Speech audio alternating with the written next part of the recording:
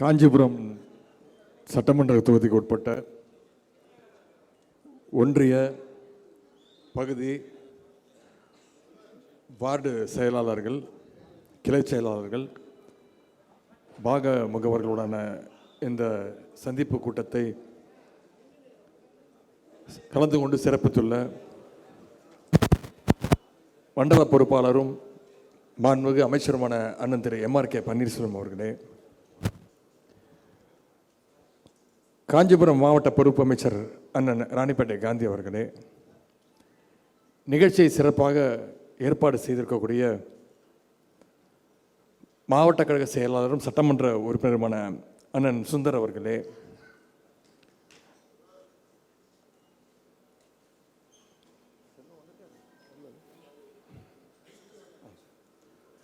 கழக கொள்கை பரப்பு செயலாளரும் சட்டமன்ற உறுப்பினருமான அருமை சகோதரர் அண்ணன் எழிலரசன் அவர்களே, வணக்கத்திற்குரிய மாநகராட்சி மேயர் சகோதரி திருமதி மகாலட்சுமி யுவராஜ் அவர்களே, இளைஞரணியினுடைய மாநில துணை செயலாளர் சகோதரர் அப்துல் மாலிக் அவர்களே, சகோதரர் பிரபு கஜேந்திரன் அவர்களே, மாவட்ட கழக பொருளாளர் அண்ணன் சண்பரண்ட் ஆறுமுகம் அவர்களே, மாநகர செயலாளர் அண்ணன் CKV தமிழ்ச்செல்வன் அவர்களே, ஒன்றிய கழக செயலாளர்கள் அண்ணன் குமார் அவர்களே, அண்ணன் பாபு அவர்களே, பகுதி செயலாளர்கள் திரு திலகர் அவர்களே, திரு சந்துரு அவர்களே, திரு தசரதன் அவர்களே, திரு வெங்கடேசன் அவர்களே,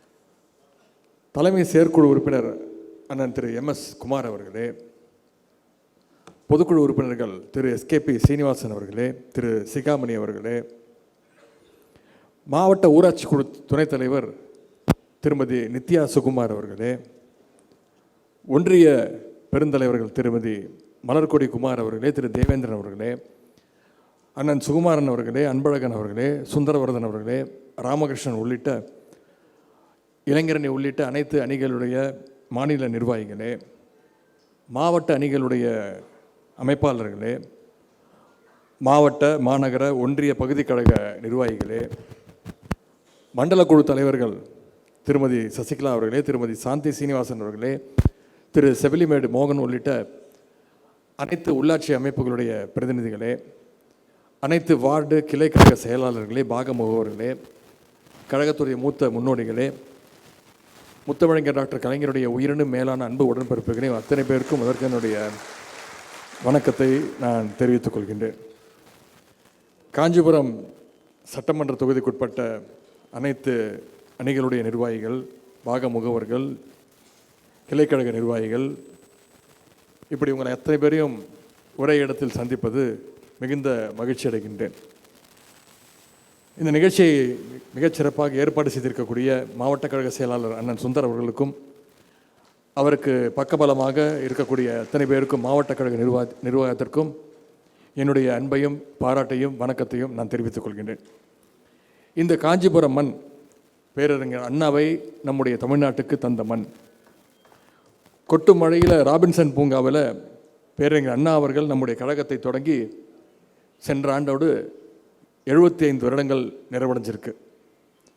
நம்முடைய தலைவர் அவர்கள் தலைமையிலான 10க்கும் அதிகமான தேர்தலில், தலைவர்களுடைய தலைமையில் 10க்கும் அதிகமான தேர்தலில் தொடர்ச்சியாக நம்முடைய கழகம் வெற்றி பெற்றிருக்கு. அந்த வெற்றிக்கு காரணம் இங்கே வந்திருக்கக்கூடிய நீங்கள் மட்டும்தான் என்று சொன்னால் அது மிகையாகாது. இன்றைக்கு அண்ணன் சுந்தர் அவர்கள் அண்ணன் பேசும்பொழுது சொன்னார், முதலாக காஞ்சிபுரத்திலிருந்து இந்த சந்திப்பை நான் ஆரம்பிக்கிறேன் என்று. நான் ஒரு சின்ன திருத்தம் அல்ல, அது ஒரு விளக்கம் சொல்ல வேண்டும். இது ஒன்றும் என்னுடைய முதல் பயணம் கிடையாது. இன்னும் சொல்லப்போனால் அந்த காஞ்சிபுரத்திற்கு நான் பலமுறை வந்திருக்கின்றேன். அரசு நிகழ்ச்சியாக வந்திருக்கிறேன், இளைஞரணி நிகழ்ச்சியாக வந்திருக்கிறேன், பல்வேறு கழக நிகழ்ச்சிகளுக்கு வந்திருக்கின்றேன், திருமண நிகழ்ச்சிகளுக்கு வந்திருக்கின்றேன். ஆனால் முதன்முறையாக அனைத்து நிர்வாகிகளையும் பலமுறை நிர்வாகிகள் அத்தனை பேரும் தனித்தனியாக சந்தித்திருக்கிறேன், குழுக்களாக சந்தித்திருக்கின்றேன், புகைப்படம் எடுத்திருக்கின்றேன். ஆனால் இன்றைக்கு முதன்முறையாக ஒரு அரங்கத்தில் அனைத்து கழக நிர்வாகிகளும், மாவட்ட கழக நிர்வாகிகளும், குறிப்பாக காஞ்சிபுரம் சட்டமன்ற தொகுதி நிர்வாகிகள் அத்தனை பேரையும் சந்திக்கின்ற அந்த வாய்ப்பை பெற்றிருக்கின்றேன். அவர் சொல்லும் போது பார்த்தா எனக்கு என்னமோ நான் ஏதோ 4 வருஷம் வீட்டிலே உட்காந்துருந்த மாதிரியும், இன்றைக்கி தான் முதல்ல வெளில வந்த மாதிரியும் நான் என்ன சொல்கிறேன். அதனால் அப்படி கிடையாது. தலைவர் வழியில் நானும் என்றைக்கு இளைஞரணி செயலராக பொறுப்பேற்றனோ அன்றிலிருந்து முடிந்தவரை கழக பணி, அரசு பணி, எல்லாத்தை விட முக்கியமாக என்னுடைய இளைஞரணி பணிகளையும் நான் மேற்கொண்டு தான் இருக்கின்றேன். இந்த நேரத்தில் சுந்தரன் அவர்களுக்கு இந்த நேரத்தினுடைய நன்றி, பாராட்டுகள். ஏன்னா இன்னைக்கு இளைஞரணிக்கு எங்களுக்காக இளைஞரணி அறக்கட்டளைக்கு 5 லட்சம் ரூபாய் கொடுத்துருக்கிறார். அதே போல் அண்ணன் சுந்தரன் அவர்கள் அடிக்கடி என்னை இந்த மாவட்டத்திற்கு அழைக்க வேண்டும், இந்த மாதிரி அடிக்கடி நிறைய நிகழ்ச்சிகள் நடத்த வேண்டும்னு சொல்ல வந்தேன். அதே போல் ஓரணியில் தமிழ்நாடு அந்த முன்னெடுப்பில் இந்த சட்டமன்ற தொகுதியில் சிறப்பாக செயல்பட்ட அத்தனை பேருக்கும் இன்றைக்கு ஊக்கத்தொகையும் சட்டமன்ற உறுப்பினர் அவர்கள் தங்க மோதிரமும் அணிவித்திருக்கிறார்கள். அதற்கு இந்த நேரத்தினுடைய பாராட்டுகளையும் வாழ்த்துக்களையும் நான் தெரிவிச்சுக்கிறேன். இன்றைக்கி உங்களையெல்லாம் சந்திப்பதில் நான் மிகுந்த பெருமை அடைகின்றேன், பூரிப்படைகின்றேன். ஏன்னா நீங்கள் தான் கழகம் தான் நீங்கள் இல்லாமல் கழகம் கிடையாது, நீங்கள் இல்லாமல் தலைவர் கிடையாது, நீங்கள் இல்லாமல் கலைஞர் கிடையாது. நம்முடைய இயக்கம் இன்றைக்கி 75 ஆண்டுகளை கடந்து பவள விழா கண்ட ஒரு மாபெரும் இயக்கம். அதேபோல் நம்முடைய முன்னோடி இயக்கமான தந்தை பெரியார் தொடங்கிய சுயமரியாதை இயக்கத்திற்கு இந்த வருடம் 100ஆண்டு விழா. இது நமக்கெல்லாம் மிகப்பெரிய பெருமை. 1925ஆம் ஆண்டு இதே காஞ்சிபுரத்தில் நடந்த அந்த மாநாட்டில் தான் சமூக நீதி கொள்கையை ஏற்றுக்கொள்ள வேண்டும் என்று ஒரு தீர்மானத்தை தந்தை பெரியார் அவர்கள் முன்வைத்தார். ஆனால் அன்றைக்கு இருந்த அந்த காங்கிரஸ் தலைவர்கள் அதை தீர்மானத்தை ஏற்றுக்கொள்ள மறுத்தார்கள், நிறைவேற்ற மறுத்தார்கள். அதனால் கோவப்பட்ட தந்தை பெரியார் அவர்கள் தனியாக போய் காங்கிரஸ் கட்சியிலிருந்து வெளியேறி சுயமரியாதை இயக்கத்தை 1925ஆம் ஆண்டு துவங்கினார். கிட்டத்தட்ட கரெக்டாக 100 வருஷம் ஆகுது. அந்த 100ஆண்டை குறுக்கின்ற வகையில் நம்முடைய முதலமைச்சர் அவர்கள் நமக்கெல்லாம் பெருமை சேர்க்குற மாதிரி உலக புகழ்பெற்ற லண்டன் ஆக்ஸ்போர்ட் பல்கலைக்கழகத்தில் 2 நாள் கருத்தரங்கத்தில் கலந்து கொண்டு தந்தை பெரியாருடைய திருவுருவ படத்தை அங்கே திறந்து வைத்திருக்கிறார். என்றால் தந்தை பெரியார் அவர்கள் வெறும் தமிழ்நாட்டுக்கு மட்டும் சொந்தமல்ல, ஒட்டுமொத்த மனித குலத்திற்கே சொந்தமானவர் தான் தந்தை பெரியார் அவர்கள். ஒட்டுமொத்த தமிழ்நாட்டு மக்களுக்கான பெருமை, தமிழனுக்கான அந்த பெருமை. இன்னைக்கு பெரியாருடைய மாணவர், அண்ணாவுடைய தம்பி, முத்தமிழர் கலைஞருடைய வழியில் நம்முடைய தலைவர் அவர்கள் கழகத்தையும் ஆட்சியும் மிகச்சிறப்பாக நடத்தி கொண்டு வருகின்றார். இன்றைக்கி நம்முடைய திராவிட மாடல் அரசை நாம் மட்டும் இல்லை, மற்ற மாநிலங்கள் மட்டுமல்ல, உலக நாடுகளே பார்த்து வியக்கின்றன, பாராட்டுகின்றன. அதற்கு ஒரு சின்ன உதாரணத்தை நான் இங்கே சொல்ல விரும்புகின்றேன். சமீபத்தில் இந்த முதலமைச்சர் காலை உணவு திட்டம் நீங்கள் பார்த்துருப்பீங்க, பத்திரிகையில் பார்த்துருப்பீங்க. கிட்டத்தட்ட 2.5-3 ஆண்டுகளாக நடைபெற்று கொடுக்கிறது. ஒவ்வொரு கட்டமாக அது தலைவர் அவர்கள் விரிவுபடுத்திக்கிட்டே போகிறார் அடுத்தடுத்த பள்ளிகளுக்கு. எய்டட் ஸ்கூல்ஸுக்கு ஒரு 15 நாட்களுக்கு முன்பு அதை விரிவுபடுத்தினார். அதை திட்டத்தை துவங்கி வைக்கிறதுக்கு பஞ்சாப் மாநிலத்துடைய முதலமைச்சர் சென்னைக்கு வந்திருந்தார். அவர் தான் வந்து துவங்கி வச்சார், சிறப்பு விருந்தினராக வந்திருந்தார். யார்? பஞ்சாப் மாநிலத்துடைய முதலமைச்சர் வந்திருந்தார், நம்முடைய முதலமைச்சருடைய அழைப்பை ஏற்று. அந்த விழாவில் பேசின பஞ்சாப் முதலமைச்சர் பேசினார், நம்முடைய தமிழக முதலமைச்சரை வாழ்த்தி. அங்கே வந்திருக்கக்கூடிய பள்ளிக்கூட குழந்தைகள் எல்லாம் சந்திச்சுட்டு அவர் பேசும்போது சொன்னார், தமிழக முதலமைச்சர் அவர்களே, இது மிக மிக சிறந்த திட்டம். இந்த திட்டத்தை நான் வெகு விரைவில் என்னுடைய மாநிலத்திலையும் நான் அறிமுகப்படுத்த போகிறேன்னு சொன்னார் பஞ்சாப் மாநில முதலமைச்சர். இதைவிட ஒரு அரசுக்கு, ஒரு திட்டத்திற்கு வேறு ஏதாவது ஒரு பாராட்டு வேணுமா? மற்ற மாநில முதலமைச்சர்கள் நம்முடைய மாநிலத்துக்கு வந்து நம்ம திட்டத்தை பார்த்து இந்த திட்டம் ரொம்ப நல்லா இருக்குது, நான் என் மாநிலத்தில் பயன்படுத்த போகிறேன்னு சொல்கிறாங்கல்ல, இதுக்கு பேர் தான் திராவிட மாடல் அரசு, திராவிட மாடல் திட்டம், நம்முடைய தலைவர் முதலமைச்சருடைய பெருமை. அதே மாதிரி மகளிர் விடியல் பயண திட்டம், முதலமைச்சர் நம்முடைய தலைவர் அவர்கள் அந்த நாற்காலியில் உட்கார்ந்தானே போட்ட முதல் கையெழுத்து, 5 கையெழுத்துக்களில் முதல் கையெழுத்து மகளிருக்கான அந்த விடியல் பயண திட்டம். அந்த விடியல் பயண திட்டத்தின் மூலமாக கிட்டத்தட்ட 800 கோடி பயணங்களை மேற்கொண்டிருக்கிறாங்க இந்த 4.5 வருடங்களில். மகளிர் எத்தனை பயணங்கள்? 800 கோடி. நான் நகைச்சுவைக்காக சொல்ல, இதுதான் அந்த திட்டத்துடைய வெற்றி. ஒரு திட்டத்தை அறிமுகப்படுத்துறது முக்கியம் இல்லை, அதை எத்தனை பேர் பயன்படுத்துகிறாங்க அப்படிங்கிறது மிகவே முக்கியம். ஒவ்வொரு மகளிரும் அந்த திட்டத்தின் மூலம் மாதம் குறைந்தது 1000 ரூபா வரைக்கும் சேமிக்கிறாங்க. இப்படி பல்வேறு திட்டங்கள். முதலமைச்சர் காலை உணவு திட்டம். பசங்க படிக்கணும், குழந்தைங்க பள்ளிக்கூடத்துக்கு வரணும்னு முதலமைச்சர் காலை உணவு திட்டம். பள்ளிக்கூடத்துக்கு வந்தால் பத்தாது, பள்ளிக்கூடம் முடிச்சுட்டு காலேஜுக்கு போகணும், உயர்கல்வி படிக்கணும். நீ அரசு பள்ளியில் படித்து எந்த கல்லூரியில் போய் சேர்ந்தாலும் சரி, அது தனியார் கல்லூரியாக இருந்தாலும் சரி, மாணவின்னா புதுமை பெண் திட்டம் மாதம் 1000 ரூபா கல்வி ஊக்கத்தொகை, மாணவனாக இருந்தால் தமிழ் புதல்வன் திட்டம் மாதம் 1000 ரூபா ஊக்கத்தொகை வழங்குறாரு நம்முடைய தலைவர் அவர்கள். அதனால தான் இன்னைக்கு இந்தியாவிலேயே எந்த மாநிலத்திலும் கிடையாது கிராஸ் என்ரோல்மெண்ட் ரேஷியோன்னு சொல்லுவாங்க, உயர்கல்வி சேர்க்கை விகிதம்.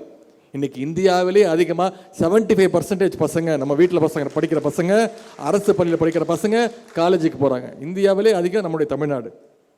இப்படி பல்வேறு திட்டங்களை, இந்தியாவே திரும்பி பார்க்குற மாதிரி திட்டங்களை நம்முடைய முதலமைச்சர் அவர்கள் செயல்படுத்திட்டு வர்றார்.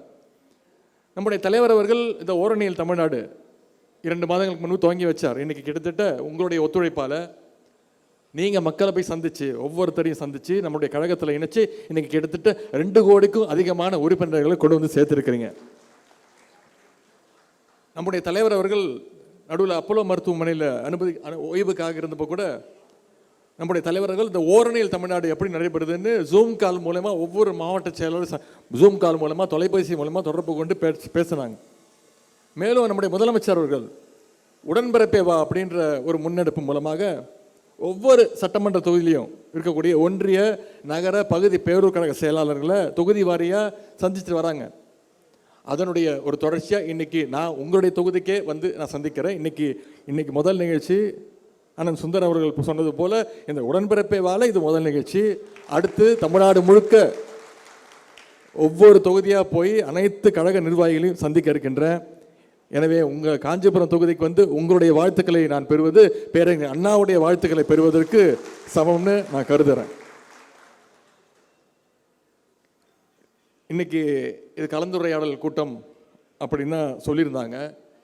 நீங்கள் யோசிக்கலாம், என்னென்னா கலந்துரையாடல்னு சொன்னாங்க, இவனே பேசிக்கிட்டு இருக்கிறான், நம்மளை பேச வாய்ப்பு கொடுப்பாங்களா இல்லையான்னு. ஒவ்வொருத்தருக்கும் வாய்ப்பு கொடுத்தா இன்றைக்கி முழு நாளும் இந்த நிகழ்ச்சியிலே போயிடும்.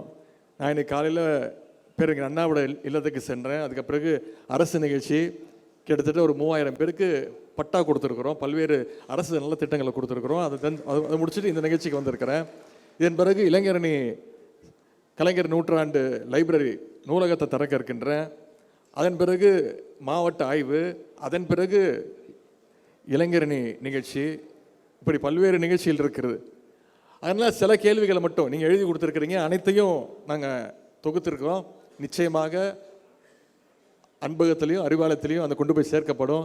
அதற்கான கேட்டிருக்கக்கூடிய பதில்களுக்கு நிச்சயமாக தெளிவான விளக்கங்கள் உங்களுக்கு என்னுடைய அலுவலகத்திலிருந்து அன்பகத்திலிருந்தே உங்களுக்கு அனுப்பப்படும். அதில் சில கேள்விகள் மட்டும் இங்கே நான் உங்கள் இடத்துல பகிர்ந்து கொள்ள விரும்புகின்றேன். முக்கியமான ஒரு கேள்வி, 2026 தேர்தலை முன்னிட்டு தமிழ்நாட்டு இளைஞர்களை குழப்புவதற்கு பல்வேறு சக்திகள் இயங்கி வருகின்றது. இளைஞர்களை நாம் வசம் தக்க வைத்துக்கொள்ள நாம் என்ன செய்ய வேண்டும் அப்படின்னு ஒருத்தர் கேள்வி கேட்டிருக்கிறீங்க. நம்முடைய தலைவர் அவர்கள் சமீபத்தில் ஒரு ப்ரெஸ் மீட்டில் பதில் சொன்னார். உங்களுடைய கூட்டணிக்கு புதிய கட்சிகள் வருமா அப்படின்னு பத்திரிகையாளர் கேட்கும்போது தலைவர் சொன்னார், உடனடியாக சொன்னார், புதிய கட்சிகள் வருதோ இல்லையோ, ஆனால் புதிய வாக்காளர்கள் திமுகவை நோக்கி வந்து கொண்டு தான் இருக்கின்றார்கள் என்று உடனடியாக பதில் சொன்னார். இளைஞர்களுக்காக பல்வேறு திட்டங்களை நான் சொன்னேன்ல, தமிழ் புதல்வன் திட்டம், புதுமை பெண் திட்டம், இப்படி பல்வேறு திட்டங்கள். அது மட்டும் இல்லை, இளைஞரணியின் சார்பாக இன்னைக்கு சாயங்காலம் கூட அந்த அறிமுக கூட்டம் நடக்க போகுது. ஒவ்வொரு மாவட்டத்திலையும் இருக்கக்கூடிய ஒன்றிய நகர பகுதி கிளை வார்டு பேரூர் அளவில் அமைப்பாளர்கள் துணை அமைப்பாளர்கள் முதன்முறையாக நியமிக்கப்பட்டிருக்காங்க. தொடர்ந்து முரசொலியில் அறிவிப்பு வந்துகிட்டு இருக்கு. இன்னும் சொல்லப்போனால் சென்னையில் இருக்கக்கூடிய அனைத்து மாவட்டங்கள், ஒரு மாவட்டத்தை தவிர அனைத்து மாவட்டங்களையும் அறிவிப்பு வெளியாயிடுச்சு. அத்தனை பேரையும் சந்தித்து ஒவ்வொருத்தோடையும் தனித்தனியாக புகைப்படம் எடுத்துக்கொண்டேன். ஒவ்வொரு நாளும் 2 மணி நேரம் அதுக்காக ஒதுக்குறேன். இன்னைக்கு காஞ்சிபுரம் மாவட்டம், தெற்கு மாவட்டம், இன்று மாலை கிட்டத்தட்ட ஒரு 1500 பேரை நேரில் சந்திக்க போகிறேன். அவங்கெல்லாம் இன்னைக்கு நிர்வாகிகள், இளைஞரணியில் நிர்வாகிகள். இப்படி தமிழ்நாடு முழுக்க இளைஞரணிக்கு இன்னும் 2 மாதங்களில் அனைத்து மாவட்டங்களுக்கும் நிர்வாகிகள் நியமிக்கப்பட்டால் எவ்வளோ நிர்வாகிகள் திரும்ப வராங்க? இளைஞரணிக்கு மட்டும் 5 லட்சம் நிர்வாகிகளை இளைஞரணிக்கு கொண்டு வர போகிறோம். அது மட்டும் வந்துருச்சுன்னா இந்தியாவிலேயே யாரும் அசைக்க முடியாத, இல்லை தொட்டு கூட பார்க்க முடியாத ஒரு சக்தியாக திராவிட முன்னேற்ற கழகம் நிச்சயமாக விளங்கும். அந்த 5 லட்சம் நிர்வாகிகள் ஆளுக்கு 10 வாக்காளர்களை நம்முடைய இயக்கத்துக்கு கொண்டு வந்தாங்கன்னா 50 லட்சம் வாக்காளர்கள். அதுதான் டிசைடிங் அத்தாரிட்டியாக இருக்கும். எப்படி சென்ற சட்டமன்ற தேர்தலில் நம்முடைய கழகத்துடைய வெற்றிக்காக இளைஞரணி தம்பிமார்கள் களத்தில் இறங்கி உழைச்சாங்களோ, இந்த முறை அதை விட கூடுதல் பொறுப்போடு உழைப்பார்கள். அதற்கு அதில் எந்த சந்தேகமும் வேண்டாம். இப்போ இருக்கக்கூடிய இளைஞர்கள் நிறைய பொய் செய்திகள், வதந்திகள், ஃபேக் நியூஸ் இதை பார்த்து ஏமாந்து போகிறாங்க. கழகத்திற்காக இருக்கக்கூடிய உழைத்த மூத்த முன்னோடிகள், நிர்வாகிகள், நீங்கள் அந்த பொறுப்பை எடுத்துக்கணும். நீங்களும் இளைஞர்களுக்கு வழிவிடணும்னு சொல்லலை, அவங்கள வழி நடத்தணும்னு நான் கேட்டுக்கிறேன். அவங்கள ஒரு சிறந்த முறையில் நீங்கள் வழி நடத்தணும். உங்களுக்கு அதான் அந்த எக்ஸ்பீரியன்ஸ் இருக்குது. நீங்கள்லாம் பக்குவப்பட்டவங்க. புதுசாக வர இளைஞர்கள் ஏதாவது தப்பு பண்ணாங்கன்னா அவங்கள நீங்கள் கூப்பிட்டு திருத்தணும், அவங்கள நீங்கள் கைட் பண்ணணும் அப்படின்னு நான் கேட்டுக்கிறேன். அப்படி கைட் பண்ணோன்னா அப்படி அவங்களுக்கு ஒரு பொறுப்பு கொடுத்து அவங்கள நம்ம அந்த வழிகாட்டணும்னா நிச்சயம் நிறைய இளைஞர்கள் நம்முடைய இயக்கத்தை நோக்கி வருவாங்க. இப்போ இருக்கக்கூடிய இளைஞர்கள் நிறைய பேர் கொள்கைனா இல்லை என்னன்னு தெரியாமல், என்ன நோக்கத்திற்காக ஒரு இயக்கம் உருவாக்கப்படுது எதையும் தெரியாமல் பல இயக்கங்களுக்கு சேர்ந்துடுறாங்க. அவங்ககிட்டலாம் நீங்கள் பேசுங்க. நம்முடைய இயக்கத்துடைய கொள்கைகள், கலைஞர் இந்த தமிழ்நாட்டுக்காக என்னென்ன செஞ்சுருக்கிறாரு, மக்களுக்கு என்னென்ன செஞ்சுருக்கிறாரு, என்னென்ன போராட்டம் பண்ணியிருக்கிறோம், மக்களுடைய உரிமைக்காக என்னென்ன போராட்டம் பண்ணியிருக்கிறோம், ஆட்சிக்கு வந்த பிறகு நம்முடைய தலைவர் அவர்கள், முதலமைச்சர்கள் என்னென்ன திட்டம் தீட்டியிருக்கிறாரு, அதில் எத்தனை பேர் பயன்பெற்றிருக்கிறாங்கிறத இளைஞர்கள்கிட்ட நீங்கள் பேசணும் அப்படின்னு நான் கேட்டுக்கொள்கின்றேன். அதே மாதிரி இன்னும் நிறைய கேள்வி கேட்டிருக்கிறீங்க. நிறைய பேர் சட்டமன்றத்துக்கு சீட்டு கேட்டிருக்கீங்க, தேர்தலில் போட்டியிடுறதுக்கு. அது தலைவர் அவர்கள் முடிவு செய்வார், அதுக்கு நான் பதில் சொல்ல முடியாது. வாக்கு திருட்டு பற்றி நம்முடைய முதலமைச்சர் அவர்கள் பேசி வருகின்றார். இந்த வாக்கு திருட்டை நாம் எப்படி எதிர்கொள்ள போகிறோம் அப்படின்னு ஒரு சிலர் கேள்வி கேட்டிருக்கிறீங்க. நம்முடைய தலைவருடைய வழிகாட்டுதல்படி இன்றைக்கு ஒவ்வொரு பாக முகவரும் அனைத்து தொகுதியில் உள்ள அனைத்து பாகங்களுக்கும் நியமிக்கப்பட்டிருக்கிறாங்க. பிஜேபி காரனுக்கு முன்னாடியே கிட்டத்தட்ட 6-7 மாதங்களுக்கு முன்பே நம்முடைய தேர்தல் வேலைகளை நம்ம ஆரம்பிச்சிட்டோம். ஒவ்வொரு கருப்பு சிவப்பு சட்டக்காரனும் பூத் வேலை அவனுக்கு தெரியும், நமக்கு தெரியும். அத்துப்படி பல தேர்தல்களை நம்ம சந்திச்சிருக்கிறோம். நீங்கள் இருக்கிற வரைக்கும் அந்த கவலை நிச்சயமாக தமிழ்நாட்டுக்கு வராது. அதை நீங்கள் நிச்சயம் அனுமதிக்க மாட்டீங்க. உங்களையும் மீறி உங்கள் பூத்தில் ஏதாவது தவறு நடக்க நீங்கள் விட மாட்டீங்க அப்படின்னு தலைவர் உங்களை நம்புகிறார். அதுபோல் நான் முதல்வன் திட்டம், அந்த திட்டத்தை பற்றி இன்னும் அதிக அளவில் விளம்பரம் செய்யணும் அப்படின்னு சொல்லியிருக்கிறீங்க. ஆமாம், நிச்சயம் செய்யணும். இந்த நான் முதல்வன் திட்டம் தலைவருடைய பிறந்த நாளில் தலைவர் அறிவித்த திட்டம், மார்ச் 1ஆம் தேதி, 2-3 வருடங்களுக்கு முன்பு. அந்த திட்டத்திற்கு நான் தான், அந்த துறைக்கு நான் தான் இப்போடைய அமைச்சர். அடிக்கடி ஆய்வுகள் நடத்துகிறோம். மிகச்சிறந்த திட்டம். பள்ளிக்கூடம் படிக்கும் போதே அவன் என்ன குரூப் எடுக்கணும், அவனுக்கு என்ன இன்ட்ரெஸ்ட் இருக்குது, எந்த காலேஜில் போய் சேரணும் அப்படிங்கிறத அவனுக்கு கைட் பண்ணுற திட்டம். காலேஜ் சேரும்போது அவனுக்கு என்ன ஸ்கில் டெவலப்மெண்ட்டு, அவனுக்கு என்ன திறமை இருக்குது, அந்த திறன் மேம்பாட்டை எப்படி நம்ம பண்ணலாம் அப்படிங்கிறது சொல்லிக் கொடுக்குற திட்டம். 3ஆவது வருஷம் ஃபைனல் இயர் படிக்கும் போதே அவன் அடுத்து வேலை வாய்ப்பு எங்கே கிடைக்க போகுது, அவனுக்கு நிரந்தர வேலை வாய்ப்பு ஏற்படுத்தி கொடுக்கின்ற ஒரு திட்டம். இப்படி ஒரு சிறந்த திட்டம் அந்த நான் முதல்வர் திட்டம். நிச்சயமாக இதெல்லாம் பரிசீலனை எடுத்துக்கொள்ளப்படும்.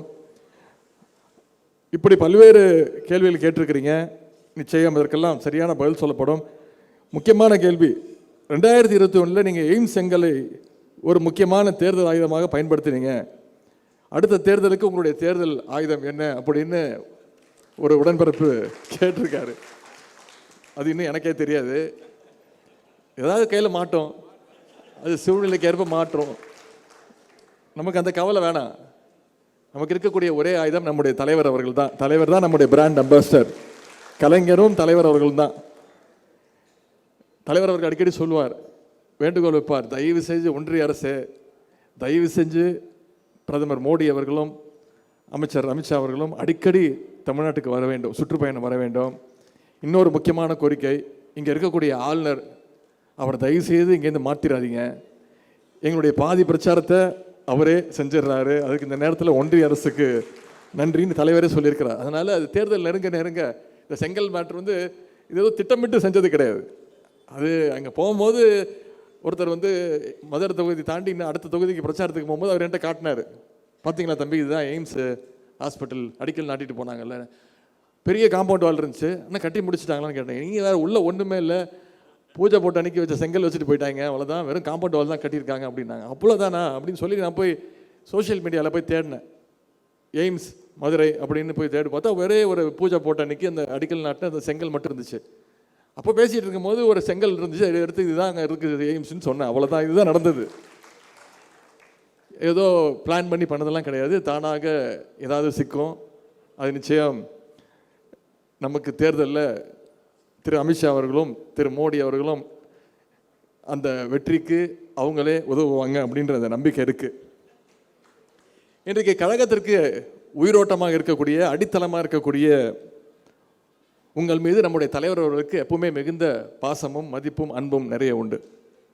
ஏன்னா திமுக மாதிரி நெருக்கடிகளை, திமுக மாதிரி போராட்டங்களை, அடக்குமுறைகளை, எதிர்ப்புகளை சந்தித்த வேறு எந்த இயக்கமும் இந்தியாவிலே கிடையாது. அந்த பெருமை நமக்கு உண்டு. அப்படி தான் உங்களை நம்ம பெரியார் அவர்களும் அண்ணா அவர்களும் நம்முடைய கலைஞர் அவர்களும் நம்ம தலைவர் அவர்களும் உங்களை எல்லாம் அப்படி தான் ட்ரெயின் பண்ணி வச்சுருக்கிறாங்க. இன்றைக்கி கூட திமுக எதிர்ப்பான ஒரு வெறுப்பு பிரச்சாரத்தை தொடர்ந்து செஞ்சுக்கிட்டு தான் இருக்காங்க பல்வேறு தரப்பினர், எதிர்க்கட்சியினர். நான் சொல்கிறேன், நீங்கள் எவ்வளவு நெருக்கடிகள் கொடுத்தாலும் திமுகவை எந்த கொம்பனாலும் தொட்டு கூட பார்க்க முடியாது, கடைசி தொண்டன் இருக்கிற வரைக்கும். ஏன்னா இந்த இயக்கத்துடைய உயிர் நாடி இங்கே வந்திருக்கக்கூடிய உடன்பிறப்புகள் நீங்கள் இருக்கீங்க. உங்களால் தான் ஏற்பட்ட புயலாலும் திமுக என்கிற ஆலமரத்தை யாராலையும் அசைச்சு பார்க்க முடியாது. நம்முடைய திராவிட முன்னேற்ற கழகம் அண்ணா சொன்ன கலைஞர் கட்டி காத்த கடமை, கண்ணியம், கட்டுப்பாடு, அதோட உறுதியாக நம்ம செயல்பட்டுக்கிட்டு இருக்கிறோம். ஆனால் நம்முடைய எதிர்க்கட்சி தலைவர் அவர் பார்க்குறதுக்கே எனக்கு கொஞ்சம் பரிதாபமாக இருக்குது. நடுவில் ஒரு பஸ்ஸை எடுத்துக்கிட்டு அவர் கிளம்பிட்டார், பிரச்சாரத்துக்கு போனார். இப்போ போகிற இடத்துலலாம் பஸ்ஸை திருப்பி விட்டுக்கிட்டு இருக்காங்க அவங்க சொந்த கட்சிக்காரங்களே. ஃபஸ்ட்டு ரவுண்டு பிரச்சாரத்தை முடிக்கிறதுக்குள்ளே பாதி அதிமுக காலி ஆயிடுச்சு. இப்போ 2வது ரவுண்டு கிளம்பியிருக்காரு. முடிக்கும் போது அவர் மட்டும் தனியாக போயிட்டு இருப்பாருன்னு நான் நம்புகிறேன். நேற்று காலையில் ஒரு அரசு நிகழ்ச்சி, மருத்துவமனை நிகழ்ச்சி, திறப்பு நிகழ்ச்சியில் பேசும்போது சொன்னேன். அதற்கு பதில் சொல்கிறேன்ற பேரில் ரொம்ப அறிவாளித்தனமாக அவருக்கு பதில் சொல்லியிருக்கிறார். அதாவது நான் அவரை ஆம்புலன்ஸில் ஏற்றணும்னு சொல்லிட்டேன் அப்படின்ட்டு திருப்பி வீண் பழி சுமத்துறாரு. நான் அப்படி அந்த அர்த்தத்தில் சொல்லவே இல்லை. 10 நாட்களுக்கு முன்பு சோஷியல் மீடியாவில் பார்த்துருப்பீங்க, தொலைக்காட்சியில் பார்த்துருப்பீங்க, செய்தித்தாளில் பார்த்துருப்பீங்க என்ன நடந்துச்சுன்னு. எல்லா செய்தி தொலைக்காட்சிகள்லையும் லைவ் நியூஸே போட்டாங்க. பேசிக்கிட்டு இருக்கும்போது பேஷண்ட்டோட ஒரு ஆம்புலன்ஸ் வண்டி உள்ளே வந்தது. உடனே கத்த ஆரம்பிச்சிட்டாரு, இந்த ஆம்புலன்ஸ்காரங்க வேறு வேலையில் அந்த ஆம்புலன்ஸை பிடிங்க, நம்பர் நோட் பண்ணுங்க, அந்த ஆம்புலன்ஸ் இனிமேல் ஆம்புலன்ஸ் வந்தால் தொலைச்சிருவேன் அப்படின்னு மிரட்டினாரா இல்லையா? நான் அதுக்கு என்ன பதில் சொன்னேன்?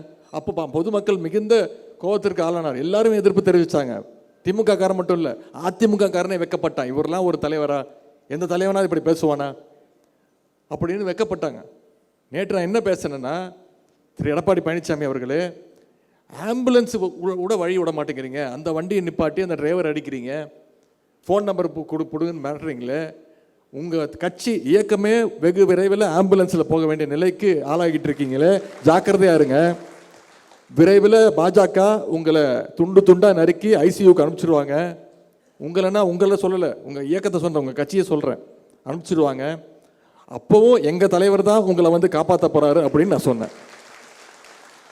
இது கூட புரியாமல் எதிர்க்கட்சி தலைவர் திரு எடப்பாடி பழனிசாமி அவர்கள், நான் அவருக்கு ஏதோ கொலை மிரட்டல் விட்டுட்டேன், நான் வந்து அவர் ஆம்புலன்ஸில் ஏற்ற போகிறேன் அப்படின்னு சொல்லிட்டார். நான் இப்போ சொல்கிறேன், உங்கள் அத்தனை பேர் வச்சுட்டு சொல்கிறேன், திரு எடப்பாடி பழனிசாமி அவர்களே, எதிர்க்கட்சி தலைவர் அவர்களே, நீங்கள் இன்னும் 100 ஆண்டு நல்ல உடல்நலத்தோடு மனநலத்தோடு அதிமுகவுடைய பொதுச் செயலாளராக நீங்கள் தொடர வேண்டும். நான் இன்னும் தீர்மானமாக சொல்கிறேன், உறுதியாக சொல்கிறேன், ஒரு உள்ள அர்த்தத்தோடு சொல்கிறேன், நீங்கள் மட்டும்தான் அதிமுகவுடைய பொதுச் செயலாளராக நிரந்தரமாக இருக்க வேண்டும். அதிமுகவுடைய நிரந்தர பொதுச் செயலாளராக அண்ணன் எடப்பாடி பழனிசாமி அவர்கள் இருக்க வேண்டும். அவர் அடிச்சுக்க ஆளே கிடையாது. போதுமா?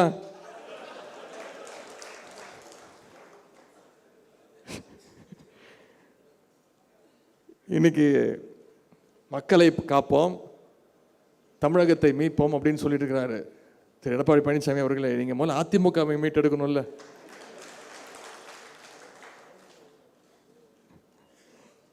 உங்களால் அதிமுகவே பாதுகாக்க முடியல. நீங்கள் என்றைக்கு வந்து மக்களை பாதுகாத்து நீங்கள் ஆண்டு அந்த 4 வருடங்களில் மறைந்த அம்மையார் ஜெயலலிதா அம்மையார் இறந்த பிறகு தமிழ்நாட்டு மக்களுடைய, தமிழ்நாட்டு மாநிலத்துடைய அனைத்து உரிமைகளையும் ஒன்றிய பாஜக அரசுக்கு அடகு வச்ச அடிமை கூட்டம் நீங்கள். அந்த அடிமை கூட்டத்துடைய தலைவர் நீங்கள்.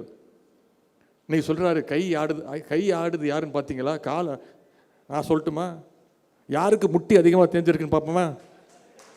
இப்படிலாம் பேசலாமா? இப்படிலாம் ஒரு தலைவர் பேசலாமா? நான் பேச மாட்டேன். ஆனால் அவர் பேசினா நான் பதில் சொல்லுவேன். ஏன்னா எதற்கும் பயந்தவன் நான் கிடையாது. எடப்பாடி பழனிசாமி அவர்களே, நீங்கள் வேணா அமித்ஷாக்கும் மோடிக்கும் பயப்படலாம். நான் கலைஞர் பேரன், திமுக காரன். மோடியில் நடுவில் என்னையும் மிரட்டுறதுக்கு நிறைய முயற்சிகள்லாம் பண்ணாங்க. ஈடிலாம் அமிச்சாங்க. ஈடி இல்லை, மோடியே வந்தாலும் நான் பயப்பட மாட்டேன். எதற்கும் துணிஞ்சவன். தப்பு பண்ணவன் பயப்படணும். அதற்கெல்லாம் பயந்தவன் நான் கிடையாது. ஏன்னா கலைஞருடைய வளர்ப்பு, தந்தை பெரியாருடைய சுயமரியாதை, பேரறிஞர் அண்ணா நமக்கு கற்றுக் கொடுத்த கடமை, கண்ணியம், கட்டுப்பாடு, தலைவர் நம்மகிட்ட கொடுத்துருக்கக்கூடிய அந்த உழைப்பு, நம்முடைய தலைவர் நம்மளுக்கு கொடுத்து அந்த பாதை, அதை நோக்கி இப்போ நாம் பயணிச்சுட்டு இருக்கிறோம். இன்னொரு உதாரணம் சொல்கிறேன். திமுகவுக்கும் அதிமுகவுக்கும் இப்போ இருக்கக்கூடிய கல நிலவரம். நீங்கள் யாராவது இங்கே இருக்கக்கூடிய 2 பேர் வேறு பகுதியில் இருந்திருக்கலாம். என்னைக்காவது ஒரு இடத்துல, பொது இடத்துல பார்த்துக்கிட்டிங்கன்னா என்ன பேசுவீங்க? என்னப்பா எப்படி இருக்க? நல்லா இருக்கியா? வீட்டில் நல்லா இருக்காங்களா? பசங்க நல்லா படிக்கிறாங்களா? தலைவர் அறிக்கை பார்த்தியா? இன்றைக்கி போராட்டம் அறிவிச்சிருக்கிறாங்க, ஆர்ப்பாட்டம் அறிவிச்சிருக்கிறாங்க, பொதுக்கூட்டம் வந்துடுறியா? கரெக்டாக வந்துடு. நம்ம அப்படி தானே பேசிப்போம். இதே நிலைமை 2 அதிமுக காரங்க, வேறு பகுதியில் இருக்கக்கூடிய அதிமுக காரங்க 2 பேர் பார்த்துக்கிட்டாங்கன்னா என்ன பேசுவாங்க? பேசிக்க மாட்டாங்க. 2 பேர் திருன்னு முழிப்பாங்க. ஏன்னா யார் காலை யார் வாரி விடுவான்னு யாருக்கும் தெரியாது. இவன் எந்த அணியாக இருப்பான், இவன் அந்த அணியாக இருப்பானோ, ஓபிஎஸ் அணியாக இருப்பானா, இபிஎஸ் அணியாக இருப்பானா, டிடிவி அணியாக இருப்பானா, சசிகலா அணியாக இருப்பானா, தீபா அணியாக இருப்பானா, தீபா விட்டு டிரைவர் அணியாக இருப்பானா, இப்போ புதுசாக திரு செங்கோட்டை அணியாக இருப்பானா, எந்த கட்சியிலையாவது அதாவது நான் நேற்று பார்த்தேன் சோசியல் மீடியாவில், உலகத்திலேயே ஒரு கரகாட்ட கோஷ்டி சொந்த கட்சியில் பிரச்சனைன்னா என்ன பண்ணுவாங்க? தன்னோட சொந்த கட்சியில் அணியாக பிரிவாங்க. அது எல்லா இயக்கங்களும் இருக்குது, திமுகவிலையும் இருக்குது. ஆனால் தேர்தல் வந்து அதை மறந்துடுவோம். நம்ம தேர்தல் வந்து தலைவர் சொல்கிறது தான். எந்த இயக்கத்தில் அது உண்டா பாருங்களேன், தன்னுடைய சொந்த இயக்கத்தில் பிரச்சனை. ஆனால் ஹரித்வார் போகிறேன்னு சொல்லிட்டு இன்னொரு கட்சி தலைவரை போய் பார்த்து பஞ்சாயத்துக்கு, ஐயா பஞ்சாயத்துக்கு வாங்கன்னு, இந்த மாதிரி ஒரு கேடுகட்ட நிலைமை எந்த இயக்கத்துக்காரனுக்கு வரக்கூடாது. இப்படி அதிமுக பாஜகவுடைய மீண்டும் அடிமையாக போச்சு. அதிமுகவும் பாஜகவும் மீண்டும் தேர்தல் கூட்டணி வச்சுட்டு வராங்க. உங்களுக்கெல்லாம் ஒன்று சொல்கிறேன், மீண்டும் அதிமுக பாஜக ஆட்சி வந்ததுன்னா வர்றதுக்கான வாய்ப்பு கிடையாது. வந்துச்சுன்னா ஞாபகம் வச்சுக்கோங்க, தமிழ்நாட்டுக்குள்ளே இந்தி திணிப்பு வந்துடும், மீண்டும் ஒரு மொழிப்போர் வந்துடும், தமிழ்நாட்டுக்குள்ளே டீலிமிட்டேஷன் வந்துடும், 39 தொகுதியில் குறைச்சிடுவாங்க, மாநில உரிமையை பறிச்சிடுவாங்க, புதிய கல்விக் கொள்கை வந்துடும், புதிய கல்விக் கொள்கை மூலமாக மும்மொழி கொள்கை வந்துடும், மும்மொழி கொள்கை மூலமாக குறுக்கு வழியில் இந்தியும் சமஸ்கிருதத்தையும் நம்ம மேலே திணிப்பாங்க, புதிய கல்விக் கொள்கை மூலமாக குலக்கல்வி திட்டத்தை தமிழ்நாட்டுக்குள்ளே எப்படியாவது திணிக்க பார்க்குறாங்க. இதையெல்லாம் எதிர்த்து குரல் கொடுக்கக்கூடிய இந்தியாவிலேயே ஒரே தலைவர் நம்முடைய தலைவர், நம்முடைய முதலமைச்சர் என்பதை நீங்கள் மனசில் வச்சுக்க வேண்டும். நம்முடைய கூட்டணியை பார்த்து அவங்க கிண்டல் பண்ணுறாங்க. கூட்டணி பிரிஞ்சிடும் சொல்ல ஒவ்வொரு நாளும் அந்த கூட்டணியிலேருந்து ஒருத்தன் அறுத்துக்கிட்டு போயிட்டு இருக்கிறான். நம்முடைய கூட்டணி கடந்த 7 ஆண்டுகளுக்கு மேலாக நம்முடைய கூட்டணி வெற்றி கூட்டணியாக நம்முடைய தலைவர் தலைமையில் இயங்கிக் கொண்டிருக்கிறது. ஏன்னா இது அரசியலுக்காக, தேர்தலுக்காக அமைந்த கூட்டணி கிடையாது. இது கொள்கைக்காக, மக்களுக்காக அமைந்த ஒரு நேச்சுரல் கூட்டணி. தேர்தல் நேரத்தில் நீங்கள் பாருங்கள், இப்போ நடக்கும். நம்முடைய கூட்டணி கட்சி தலைவர்கள் அண்ணா அறிவாலயத்துக்கு வருவாங்க. தலைவர் அதுக்கு ஒரு குழு அமைப்பாங்க. அந்த தலைவர்கள் 2 பேரும் முதல்ல பேசுவாங்க. அவங்க இன்னொரு இயக்கத்திலேருந்து வருவாங்க, நம்முடைய தோழமை கட்சி தலைவர்கள் வருவாங்க, நம்முடைய தலைவர் குழு அமைப்பார், அவங்க வந்து பேசுவாங்க. அறிவாலயத்தில் பேசுவாங்க. அண்ணா அறிவாலயத்தில் அதுக்குன்னு ஒரு ரூம் இருக்குது, அதுதான் கட்சியுடைய தலைமை அலுவலகம்.